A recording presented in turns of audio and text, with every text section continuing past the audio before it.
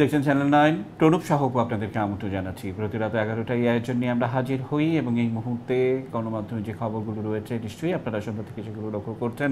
সারাদিনের যে খবর, মাননীয় প্রধানমন্ত্রী 4 দিনের সফরে বেইজিংয়ে পৌঁছেছেন এমন একটি খবর, এবং বিশেষ করে দুদিন ধরেই আমরা দেখছি যে কোটা সংস্কার বা কোটা বাদ দেওয়ার, মুক্তিযুদ্ধের কোটা সহ অন্যান্য বিভিন্ন শ্রেণীর কোটা যারা সুবিধা পেয়ে আসছেন তাদের সেটি বাদ দেওয়ার জন্য এক ধরনের আমরা আন্দোলন দেখছি, যে প্রতিদিনই বিকেল 3টায় এটি অচল করে দেওয়ার আন্দোলন সেটি। এবং বিশেষ করে আওয়ামী লীগের সাধারণ সম্পাদক ওবায়দুল কাদের আওয়ামী লীগ সভানেত্রীর রাজনৈতিক কার্যালয়ে তিনি আজকে বলেছেন, জনগণকে কষ্ট দিয়ে কোনো কর্মসূচি নয়, তিনি আহ্বান জানিয়েছেন। এবং সেই ধারাবাহিকতায় আমরা আজকে কথা বলার চেষ্টা করব, বিশেষ করে মাননীয় প্রধানমন্ত্রী বেইজিং সফর এবং সেখানে কি হতে যাচ্ছে এবং কোটা এবং তার পরবর্তী নানান ধরনের অস্থিতিশীল পরিস্থিতি চেষ্টা একটা চলছে, সেটি নিয়ে আমরা একটু কথা বলবো। আমরা আমন্ত্রণ জানিয়েছি অধ্যাপক ডক্টর মিল্টন বিশ্বাস, কলামিস্ট, আমরা সবাই তাকে চিনি, এবং মোহাম্মদ আফিজুর রহমান, বঙ্গবন্ধু গবেষক, অর্থনীতি, বিনিয়োগ এবং রাজনৈতিক বিশ্লেষক। আপনাদের দুজনকে আমন্ত্রণ জানাচ্ছি। মিল্টন বিশ্বাস, আপনাকে দিয়ে শুরু করতে চাই। যেমনটা বলছিলাম যে যেহেতু বিষয়টি আদালতে বিচারাধীন, এবং আমরা যে কথাটি পরিষ্কারভাবে বলতে চাই, মাননীয় প্রধানমন্ত্রীও সেটি পরিষ্কার করে বলেছেন যে বিচারাধীন বিষয়, সেটি নিয়ে মন্তব্য করা কিংবা সেটি নিয়ে আন্দোলন করা একেবারে অযৌক্তিক। এবং কোটার বিষয়টি আপনি জানেন যে 18 সালে সেটি বাদ দেওয়া হয়, এবং পরবর্তীতে মুক্তিযুদ্ধের বেশ কয়েকজন সন্তান সেটি রিট করেন, এবং রিটের প্রেক্ষিতে কোর্ট বলেছে পূর্ণাঙ্গ রায়ের কপি আসার পর তারা তাদের অবস্থানটি জানাবেন এবং তারা পূর্ণাঙ্গ নির্দেশনাটি দিবেন। কিন্তু এই পরিস্থিতিতেই আমরা এক ধরনের আন্দোলন দেখছি, যেটি বাংলা ব্লকেড একটি আন্দোলন, ধার করা শব্দ, এবং বিশেষ করে লন্ডন বা ইউরোপের এই ব্লকেড শব্দটি ব্যবহৃত হয়, এবং এটি নিয়েও সামাজিক যোগাযোগ মাধ্যমে নানান বিশ্লেষণ যে এই শব্দটি শিক্ষার্থীরা কোথায় পেলেন সেটি নিয়েও কথা। সব কিছু মিলে কি যুক্ত করবেন মিল্টন বিশ্বাস? ধন্যবাদ আপনাকে এই সময় উপযোগী একটি বিষয় নির্ধারণ করার জন্য। এবং এটি এটি গুরুত্বপূর্ণ।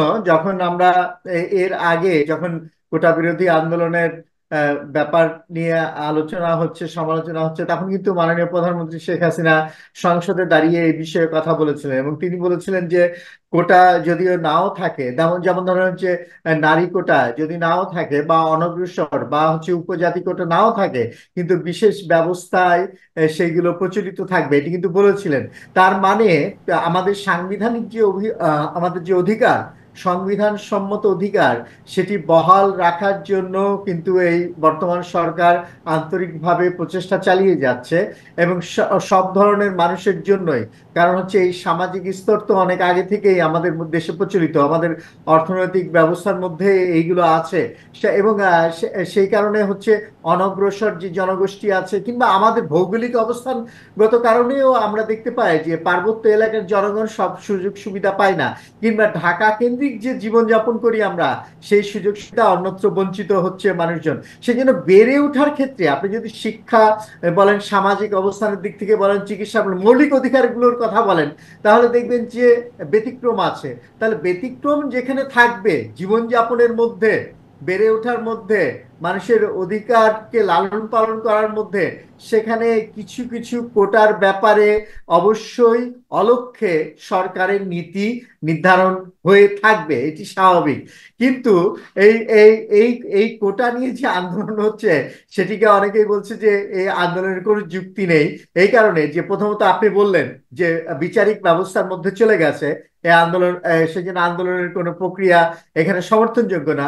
আরেকটি ব্যাপার হচ্ছে যে কোটার ব্যাপার নিয়ে কেন ছেলেমেয়েরা আন্দোলন করছে? ছেলেমেয়েরা তো তাদের সুযোগ সুবিধা বৃদ্ধির জন্য, তারা যে লেখাপড়া করবে ভালো করে, তারা যেন হচ্ছে কার্যক্রম, শিক্ষার কার্যক্রম ভালো চলে, সে এবং তারা যেন হচ্ছে নিজে দক্ষ হয়ে ওঠে, সেই ব্যবস্থাগুলোর প্রচলন নিয়ে তারা কথা বলতে পারে।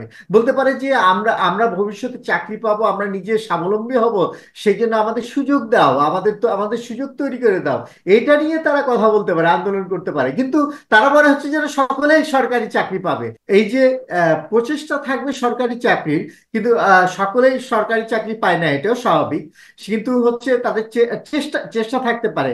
কিন্তু সিস্টেম একেবারেই খারাপ, সিস্টেম হচ্ছে, সিস্টেমের মধ্যে গলদ আছে, এইগুলো বলে রাজপথে নেমে ভোগান্তির সৃষ্টি করার এটার কোনো যুক্তি নেই।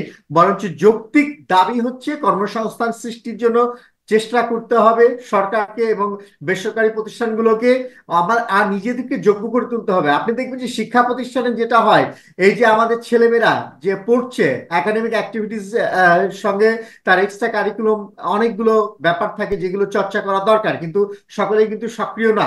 এটি একটি দিক। এবং নিজেকে যোগ্য করে তোলার জন্য যা যা এখন দরকার, একটা ল্যাঙ্গুয়েজ দরকার, ইন্টারন্যাশনাল ল্যাঙ্গুয়েজে দক্ষতা দরকার, এক প্রযুক্তির দক্ষতা দরকার। এইগুলোর সুযোগ সুবিধা বৃদ্ধির জন্য যদি চেষ্টা হয় এবং প্রতিটি শিক্ষা প্রতিষ্ঠানে এই সুযোগ সুবিধা থাকে, তাহলে ছেলে মেয়েদের এইগুলো নিয়ে আন্দোলন করতে জি আর যেতে হবে না। সেই দিকেই নজর দিতে হবে। জি, আমি আসবো আপনার কাছে। আমি যে কথা বলছিলাম যে পরিষ্কারভাবে আপনি একটু বলার চেষ্টা করলেন যে আসল বাস্তবতাটা কি, কিন্তু আমরা সবসময়ই দেখেছি যে আমাদের সমাজ ব্যবস্থা কিংবা গণমাধ্যমকে, অবশ্যই আমি বলতে চাইব গণমাধ্যমের একজন কর্মী হিসেবে, যে এগুলোকে নানা দিকে নানা এজেন্ডার মধ্যে প্রতিফলিত করার একটা চেষ্টা। আমাদের সঙ্গে যেমনটা বলছিলাম মোহাম্মদ হাফিজুর রহমান রয়েছেন। হাফিজ, একটা বিষয় আপনার কাছ থেকে আপনি জানবেন যে বিশেষ করে এই যে কোটা, সেটি নিয়ে নানান ধরনের কথাবার্তা সবসময়ই চলেছে, এখনও চলছে, কিন্তু কথা হচ্ছে মাননীয় প্রধানমন্ত্রী সেদিন বললেন যে বিশেষ করে 2018 সালের পর এটি যখন বাতিল করা হলো কিংবা স্থগিত করা হলো, তখন থেকে এই 24 বা 23 সাল পর্যন্ত কতজন নারী শিক্ষার্থী সুযোগ পেয়েছে? এটি কিন্তু অনেক গুরুত্বপূর্ণ একটি প্রশ্ন। আপনি জানেন যে মোট জনসংখ্যার অর্ধেকেরও বেশি কিন্তু নারী। আসলে এই সিস্টেমগুলো এমনভাবে থাকে, এই নারীরা এই গেল 5-6 বছর, 7 বছর, 8 বছরে খুব বেশি সিভিল সার্ভিসে যুক্ত হতে পারেনি। অর্থাৎ মোট জনসংখ্যার অর্ধেককে বাদ আমি এরকম একটা সিস্টেমের মধ্যে রেখে দিয়েছি। আপনি বঙ্গবন্ধুকে নিয়ে গবেষণা করেন এবং বঙ্গবন্ধুর রাজনীতির প্রথম দর্শনটি হলো দুঃখী মানুষের মুখে হাসি ফোটানো। এবং পাকিস্তান সিভিল সার্ভিসের যে সমস্ত লোকজন চাকরি করত, কখনোই এই বাঙালিদেরকে নিত না। এবং আপনি খুব ভালো করে জানেন যে দলিল সম্প্রদায়, বেদে সম্প্রদায়, ক্ষুদ্র নৃগোষ্ঠী, প্রত্যেককে যদি আমরা সম অধিকার সৃষ্টি করতে না পারি, প্রত্যেকের জন্য সুযোগ সৃষ্টি করতে না পারি, তাহলে পাকিস্তান যে ধরনের বৈষম্যের কথা আমরা বলেছিলাম সেই সময়টিতে, এগুলো কিন্তু সেই ক্ষুদ্র নৃগোষ্ঠীর ওরা বলবে, নারীরা বলবে, দলিত সম্প্রদায় বলবে, জেলে সম্প্রদায় বলবে, এরকম একটা কিন্তু থাকে। অর্থাৎ আবারও ঘুরে ফিরে বাংলাদেশ রাষ্ট্রের যে রাষ্ট্র দর্শন, সেটার মধ্যেই আমাদের থাকতে হবে। হাফিজ, কি যুক্ত করবেন? জি, ধন্যবাদ আপনাকে। আমি আজকে সকালে এই দেশের একটা খুব শীর্ষস্থানীয় গণমাধ্যমে কোটা সংক্রান্ত একটি নিউজই পড়ছিলাম। মানে বরাবরই তারা কোটা আন্দোলনের পক্ষে তাদের অবস্থান পরিষ্কার করেছে, কিন্তু একটা নিউজ করেছে আজকে, যে নিউজটার মধ্যে বলেছে যে কোটাটা কখন থেকে হইলো এবং এটার পার্সেন্টেজ গুলো বা বিভিন্ন বিষয়। এবং সেখানে একটা বিষয় বলেছে যে 71 সালের পরেই, আপনার আমাদের স্বাধীন হওয়ার পরেই কিন্তু সংবিধানে প্রবেশ করানোর আগেই, সংবিধান বের হওয়ার আগেই কোটার বিষয়টি এসেছিল। এবং সেখানে মুক্তিযোদ্ধা কোটা ছিল, বা এরপরে আস্তে আস্তে ইনকর্পোরেট হয়েছে বিভিন্ন কোটা, সময়ের প্রয়োজনে হয়েছিল। এখন আপনি 18 সালের যে আন্দোলনটা যদি বলেন, আমি যদি এখন জিজ্ঞাসা করি, আপনাকেই যদি জিজ্ঞাসা করি যে ঠিক এই আন্দোলনটা হচ্ছে কার বিরুদ্ধে? মানে আন্দোলনে তো পক্ষ বিপক্ষ থাকে, তাই না? যে একটা পক্ষ হচ্ছে আন্দোলন করছে একটা বিষয়ের বিরুদ্ধে, সেই বিষয়ের পক্ষে আবার আরেকটা গ্রুপ আছে। এখানে আসলে পক্ষ বিপক্ষ, পক্ষ তো অবশ্যই আমরা দেখছি যারা পক্ষে, বিপক্ষ কার বিরুদ্ধে আন্দোলনটা হচ্ছে? রাষ্ট্র ব্যবস্থার বিরুদ্ধে, সরকারের বিরুদ্ধে? কারণ নবম গ্রেড নাকি থেকে নাকি 13 গ্রেড পর্যন্ত, কোর্টের বিরুদ্ধে? না কোর্টের বিরুদ্ধে, কোর্টের রায়ের ক্ষেত্রে তো আপনার এটি তো একটি প্রক্রিয়াগত বিষয়, এবং সেখানে তো এরপরে এটি তো মাননীয় প্রধানমন্ত্রীও পরিষ্কার করেছেন। মানে আমরা যদি 18 সালের সেই সময়ের অবস্থানটি দেখি, এখনো পর্যন্ত তো অবস্থানটা সেখানেই সাস্টেনেবল। এবং আপনি কি আসলে কোর্টের বিরুদ্ধে সরকারকে দাঁড়াতে বলছেন? মানে আসলে চাওয়া হচ্ছে কি? এইটা খুবই গুরুত্বপূর্ণ একটা ব্যাপার, সেই জায়গাটা ক্লিয়ার করতে হবে। এবং দ্বিতীয় যেটা আপনি বললেন, অবশ্যই প্রত্যেকটি চাওয়া, যেই চাওয়াটি আপনার সাধারণ মানুষের পক্ষে যায়, পাবলিক ইন্টারেস্টের পক্ষে যায়, সেটি যদি কোটা সমস্তটা উঠিয়ে দিলেই পাবলিক ইন্টারেস্টের পক্ষে যায়, আমি তো মনে করি বঙ্গবন্ধু কন্যা তাই করবেন যদি প্রয়োজন হয়। কারণ হচ্ছে যে বঙ্গবন্ধু যে রাজনীতি করেছেন সেখানেও কিন্তু আপনি সরকারি চাকরির কথা বললেন, তখন বারবার বঙ্গবন্ধু একটা কথা বলতেন যে 56% বাঙালি হচ্ছে আমার এখানে, কিন্তু আমি চাকরির ক্ষেত্রে দেখা যাচ্ছে যে আমি 2%, 3%, 4%ও যেতে পারছি না। কেন যেতে পারছি না? সো এটি নিয়েই কিন্তু আন্দোলন হতো পুরো পাকিস্তান পিরিয়ডে, কিন্তু এটি নিয়ে একটি বড় আন্দোলন হয়েছে। বা কি হতো, আমি পাটের মূল্য ঠিক মতো পাচ্ছি না, আমি পাটের মূল্য পাচ্ছি না বলে আমি আন্দোলন করছি। আমি আন্দোলন করছি কি নিয়ে? আমি বলছি কি যে কোটা চাই না মেধা চাই। এখন কোটা ধরেন দেয়া হলো, কোটাতে কি হচ্ছে? 56%, 56%-এর মধ্যে মুক্তিযোদ্ধা কোটা, নারী কোটা, উপজাতি কোটা, প্রতিবন্ধী কোটা, এই যে বিভিন্ন ভাগগুলো আছে। প্রতিবন্ধী কোটা নিয়ে নিশ্চয়ই কারো কোনো কোশ্চেন নাই, এখনো পর্যন্ত কিন্তু তোলে নাই। 1%, ওকে। উপজাতি কোটা যেটা বলা হচ্ছে যে আপনার 5%, ফাইন। নারী কোটার ক্ষেত্রে আপনি একটা কথা বললেন যে স্ট্যাটিস্টিক্স বলছে যে নারীরা কিন্তু প্রশাসন থেকে পিছিয়ে যাচ্ছে। গত 4-5 বছরের স্ট্যাটিস্টিক্সে দেখা যাচ্ছে যে নারীরা কোটা না থাকাতে নারীর সংখ্যাটা কমে গিয়েছে, ইনক্লুশনটা কমে গিয়েছে। আপনার যদি প্রশাসন ব্যবস্থায় যদি নারীর ইনক্লুশনটা কমে যায় সেক্ষেত্রে কি হবে? দেন আসেন বড় একটি কোটা, যেটা মুক্তিযোদ্ধা কোটা। আসলে তো টার্গেট এটাই, যেটা বলা হয় আসলে তো টার্গেট এটাই। আপনি টোটাল কোটা মেধা সেখানে একটা বিষয় দাঁড় করাচ্ছেন, মুক্তিযোদ্ধার সন্তান, তারপরে হচ্ছে মুক্তিযোদ্ধাদের নাতি নাতনি, তাই তো বলা হচ্ছে। এবং সেটি থাকবে না। এবং যারা সংক্ষুব্ধ হয়ে কোর্টে গিয়েছিল তারা এই পক্ষের। এই যে কথাগুলো বলা হচ্ছে এই কথাগুলোর মানেটা কিন্তু ধরতে পারাটা গুরুত্বপূর্ণ। আমি যখন কথা বলছি, আপনি যখন কথা বলছেন, বা মিল্টন স্যার যখন কথা বলছে, আমরা কি বলতে চাচ্ছি সেই জায়গাটি কিন্তু প্রত্যেকটি ব্যক্তির কথাটা তো খুব গুরুত্বপূর্ণ। আসলে ডাইমেনশনটা কি, কারা আন্দোলন করছে, তারা কিসের বিরুদ্ধে করছে, কার বিরুদ্ধে করছে? শুধুই কোটার বিরুদ্ধে? যদি শুধুই কোটার বিরুদ্ধে হয় তাহলে সময়ই বিচার করে দিবে নিশ্চয়ই যে আমাদের সরকার প্রধান এখানে কি সিদ্ধান্ত দিবেন। তিনি সিদ্ধান্ত দিতে পারেন কিনা আসলে এই কোর্টের বিচারাধীন বিষয়ের ক্ষেত্রে? কোর্ট কি পুরো বিষয়টা ক্লিয়ার করেছে এখনো? বলা হচ্ছে আজকে কিন্তু সেটি আসছে যে এখনো পর্যন্ত কোর্টের টোটাল ব্যাপারটা কিন্তু ক্লিয়ার না, মানে পুরা আমি আদেশ আমি না আমি আসা আপনাকে একটু পর্যন্ত। তথ্য দিয়ে সহযোগিতা করি। কোর্টের সেদিন জি পরিষ্কার বিষয়টি ছিল যে পূর্ণাঙ্গ রায় না আসা পর্যন্ত আমাদের অপেক্ষা করতে হবে। তারপর সেটির ভিত্তিতে কোন আইনে 2018 সালে কোটা স্থগিত করা হয়েছিল, আইনটি ঠিক আছে কিনা, বা যদি কোটা রিভাইভ করা হয় তাহলে কি হবে, একটা দীর্ঘ আইনি বিষয়টি সেটি সামনে আসার পর এটি নিয়ে হয়তো পক্ষে গেলে আন্দোলন, না পক্ষে গেলে আন্দোলন নয়, এগুলি একটা হতে পারে। এক্স্যাক্টলি, কিন্তু প্রক্রিয়াধীন আমি বিষয়। সাধারণ মানুষকে কষ্ট দেব, বাংলা ব্লকেট মানে এই শব্দ আপনারা কোথায় পেলেন? মানে রিইনস্টেট তো তাহলে কি হয়নি, রিইনস্টেট কি তাহলে হয়েছে? কি আপনাদেরকে কেউ এই শব্দ চাপিয়ে দিচ্ছে? তাহলে যে ধারাবাহিকতায় আপনি অধিকারের কথা বলছেন, আমি যদি আমার অধিকারটি চাই, আমি যদি এখন রাজপথে নামি, আপনার বিরুদ্ধেই নামি, কি করবেন আপনি? এই বিষয় নিয়ে শুনবো একদম ছোট্ট একটি বিরতি নিয়ে। নিচে ছোট্ট বিরতি, আমাদের সঙ্গে থাকুন।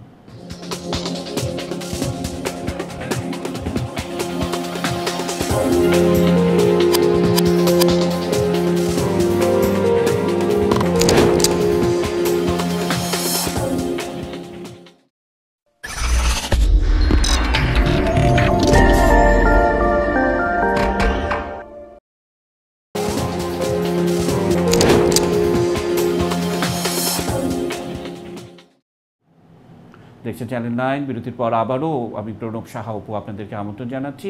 আমরা আজকে কথা বলছি যে এই মুহূর্তে বেশ কিছু বিষয়ে পর্যবেক্ষণ জরুরি, এরকম একটি শিরোনামে। মিল্টন বিশ্বাস যে কথা বিরতির আগে আমি রেখেছিলাম, আমি আমার অধিকার নিয়ে আমি যদি পথে নামি তাহলে তো সংঘর্ষ অনিবার্য, তাই না? সেই ধারাবাহিকতায় আপনার কি মনে হয় না যে আমরা একটু বেশি ধৈর্যের পরিচয় দিয়ে ফেলছি? মিল্টন বিশ্বাস। এখানে বলা দরকার যে ছাত্রছাত্রীরা এখানে এই কোটা প্রসঙ্গ নিয়ে কেন এই হঠাৎ করে আন্দোলনে নামলো বা একত্রিত হচ্ছে, কিংবা এটার যে এটা না হলে তাদের হচ্ছে পড়াশোনার কোনো মানে হয় না, মেধাভিত্তিক সমাজ গড়ে উঠবে, সেই মেধার ভিত্তিতে চাকরি হবে। ঠিক আছে, মেধার ভিত্তিতে অবশ্যই চাকরি হবে। চাকরির যারা দাতা, চাকরির যে প্রক্রিয়া তাতে মেধা যাচাই করা হয়। পিএসসি তে যখন হচ্ছে আপনার একটা চাকরির জন্য অ্যাপ্লিকেশন, প্রথমে বিজ্ঞাপন দেওয়া হয়, বিজ্ঞাপনে তারপরে হচ্ছে একটি প্রাথমিক বাছাই পর্ব থাকে, তারপরে লিখিত লিখিত পরীক্ষা নেওয়া হয়, তারপরে ভাইবা নেওয়া হয়। এমনকি দু একটি পরীক্ষার আমি মৌখিক পরীক্ষায় নিয়েছি ছাত্রছাত্রীদের।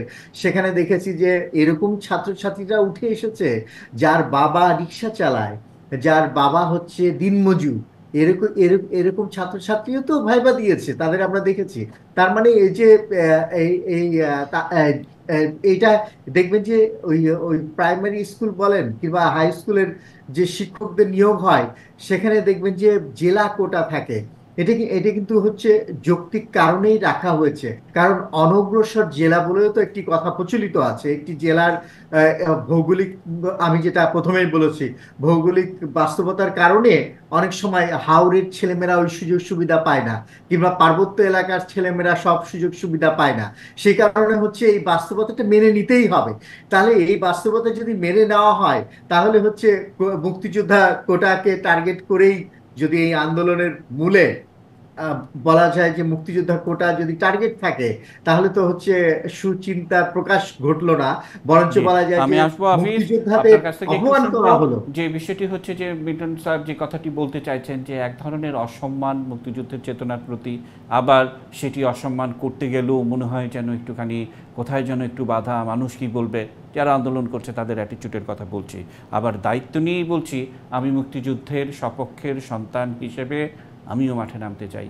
সেই ধারাবাহিকতায় আমি আমার অধিকারটি রাখবো এবং আমি এই কনফ্লিক্ট চাই, যে আমি যা সর্বোচ্চ ত্যাগ আমি স্বীকার করব, হোক আরেকটা লড়াই হোক। সেই ধারাবাহিকতায় এই দেশটি এইভাবে আমরা অনিরাপদ করতে চাইনি, করব না, এবং এই দেশকে এগিয়ে যাওয়ার যে ধারাবাহিকতা আমরা দেখছি সেটিকে যে কোনো মূল্যে রক্ষা করতে হবে। হাফিজ, আপনি কি মনে করেন, কি যুক্ত করবেন? খুবই ক্রিটিক্যাল একটি বিষয় বলেছেন আপনি। কোশ্চেন যদি করি এখন, যে তার মানে আমরা যদি কোটার ক্ষেত্রে একটি আন্দোলনকে সর্বজনীন কিনা, সর্বজনীন তো অবশ্যই না। কারণ মুক্তিযোদ্ধা তো বাংলাদেশে একটা খুব গুরুত্বপূর্ণ গৌরবময় আহ একটি জায়গা মুক্তিযুদ্ধ। সেই ক্ষেত্রে মুক্তিযোদ্ধারাও অত্যন্ত সম্মানের। আমাদের তরুণ প্রজন্ম কি আমাদের মুক্তিযোদ্ধাদের এই সম্মানের বিষয়টিকে স্বীকার করে না করে না, খুব গুরুত্বপূর্ণ। কারণ হচ্ছে যে আপনি মুক্তিযোদ্ধাদেরকে সম্মান করছেন, মুক্তিযুদ্ধকে সম্মান করছেন, করে তারপরে আপনি বলছেন যে না, আমি মুক্তিযোদ্ধাদের সম্মান করি, মুক্তিযুদ্ধকে সম্মান করি, কিন্তু আমি চাই যে শতভাগ মেধার ভিত্তিতে আমার চাকরিটা আমি পাবো, আপনি বললেন। এবং সরকার এবং রাষ্ট্র ব্যবস্থা সেই জায়গাতে মনে করছে যে হ্যাঁ, আপনি যেটি চাচ্ছেন, আমরা তো এটির প্রমাণ তো 18 সালে দেখেছি, যে কোটা কিন্তু তখন তুলে দেওয়া হয়েছে। আসলে মুক্তিযুদ্ধের ক্ষেত্রে মুক্তিযুদ্ধের যে প্রজন্ম, মুক্তিযোদ্ধারা এবং তাদের যে প্রজন্ম, তাদেরকেও তাদের অবস্থানটি পরিষ্কার করতে হবে। আসলে আমি যদি বলতে চাই যে আরো পরিষ্কার ভাবে যদি আমি বলি, যে আমি কিন্তু প্রথম থেকেই এই আলোচনাতে পক্ষ এবং বিপক্ষের কথা বলছি, যে তারা যদি একটা পক্ষ হয় তাহলে তাদের জায়গা থেকেও তাদের অবস্থানটি পরিষ্কার করে কিন্তু তাদেরকেও তাদের অবস্থানটা জানান দিতে হবে, যে হ্যাঁ, আমি মুক্তিযোদ্ধা, বা আমি মুক্তিযুদ্ধ প্রজন্ম, বা আমি মুক্তিযোদ্ধাদের শ্রদ্ধা করি, সম্মান করি, আমার রাষ্ট্র সেটার দায়ের ক্ষেত্রে কতখানি নিবে, সেই জায়গাটি আমরা পরিষ্কার একেবারে করতে শেষ হবে। পর্যায়ে চলে এসেছি। মিল্টন স্যার, সমাপনী 30 সেকেন্ডে কি যুক্ত করবেন? দেখুন, এই কোটা আন্দোলনের সমাপ্তি ঘটবে আমি মনে করি, কারণ হচ্ছে এটি বেশি দিন কন্টিনিউ হওয়ার কথা না। এই কারণে যে আহ, প্রত্যেক ছেলে মেয়ে বা যারা হচ্ছে এর সঙ্গে সম্পৃক্ত হয়েছে, মিডিয়ার খবরের মাধ্যমে আমরা জেনেছি যে ছাত্র শক্তি, এখন ছাত্র শক্তির কে নিশ্চয়ই তাদের বোধে এই এই চেতনা জাগ্রত হবে যে বাংলাদেশটা কারা নির্মাণ করেছিল এবং করেছিলেন, এবং হচ্ছে বঙ্গবন্ধুর যে নেতৃত্ব ছিল, এই বিষয়গুলো যখন তারা অনুধাবন করবেন, সচেতন হবেন আরো, আমার মনে হয় যে এই আন্দোলন থেকে যৌক্তিক পর্যায়ে তারা নিবেদন করবেন সরকারের কাছে। কারণ এখনই কিন্তু অযৌক্তিক আছে, ভাবাবেগ দ্বারা পরিচালিত হচ্ছে। কারণ এই ভাবাবেগ বেশি দিন থাকে না। দেখবেন যে যুক্তিশীল মানুষের আচরণের প্রকাশ কিছুদিনের মধ্যে আমরা টের পাবো ছাত্রছাত্রীদের কাছ থেকে। আমরা বরঞ্চ একটু ধৈর্য ধরি, যে দেখি না এরা কি বলতে চায়, জি, বলুক, অসংখ্য তাদের ধন্যবাদ। যুক্তি হাফিজ বলুক, ভাই, 30 ততদিনে সেকেন্ড রায় সময় এসে আপনি যায়। পাবেন। সমাপনী বক্তব্যে কি যুক্ত করবেন? আমি আমার নেতৃত্বের প্রতি পূর্ণ আস্থা রেখে শুধু এইটুকুই বলতে চাই যে রাষ্ট্রের ব্যবস্থার জন্য, সরকারের জন্য, জনগণের জন্য যেটি মঙ্গলময়, অবশ্যই সরকার প্রধান সেই সিদ্ধান্তটিই নিবেন। কিন্তু আদালতের জায়গা যেটি অলরেডি তিনি পরিষ্কার করেছেন। আরেকটি বিষয় খুবই গুরুত্বপূর্ণ, আমাদের তরুণ সমাজ যেন কোনো অবস্থাতেই মুক্তিযোদ্ধা বিরোধী না হয়ে ওঠে। এটি আসলেই রাষ্ট্রের জন্য শুভ বিষয় না। আমাদের গর্বের জায়গাগুলো আমাদের জানতে হবে। আর সেটি যদি কোটার সাথে গিয়ে সাংঘর্ষিক হয়, ওকে ফাইন, নিশ্চয়ই ডিসিশন সেরকমই আসবে। কিন্তু অসংখ্য অবশ্যই ধন্যবাদ আমাদের এবং মৌলিক জায়গাতে কৃতজ্ঞতা। আমার বিশ্বাস অধ্যাপক রাখতে ডক্টর হবে। মিল্টন বিশ্বাস এবং মোহাম্মদ হাফিজুর রহমান, আপনাদের দুজনকে আবারও শুভেচ্ছা কৃতজ্ঞতা জানিয়ে আজকের আয়োজন এখানে শেষ করতে চাই। দর্শক, এই ছিল আমাদের আজকের আয়োজন। রবি থেকে বৃহস্পতি রাত 11টায় আমরা হাজির হই। বিদায় নিচ্ছি, শুভরাত্রি।